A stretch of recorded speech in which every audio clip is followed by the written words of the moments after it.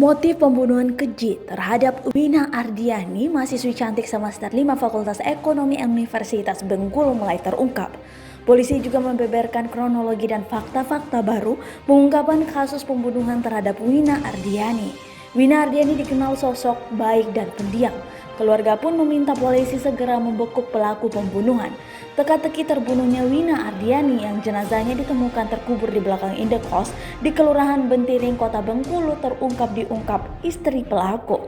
Istri penjaga indekos Wina, TK, mengaku suaminya PI yang telah membunuh Wina. Pembunuhan itu diakui PI saat hendak mengajak TK ke Bengkulu Utara. TK mengira akan diajak untuk liburan. Kapolsek Kerkap Ibda Aldinino mengatakan pengakuan disampaikan TK pada Minggu 8 Desember 2019. Usai mengaku dengan istrinya, pelaku kabur membawa motor, kata Aldinino kepada sejumlah wartawan Selasa 10 Desember 2019. Istri pelaku hingga kini masih ditahan di Mapolsek Kerkap untuk dimintai keterangan lebih lanjut. Sejauh ini polisi telah memeriksa 21 saksi berkaitan kasus pembunuhan mahasiswa tersebut. Belum diketahui secara pasti motif dari pembunuhan Wina.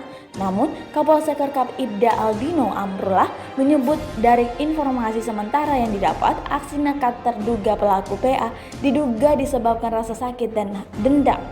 Pelaku tidak terima saat korban meminta ganti rugi perbaikan motor yang rusak saat digunakan terduga pelaku. Terduga pelaku diduga tidak terima saat korban meminta ganti rugi perbaikan sebatang motor korban yang rusak, kata Kapolsek.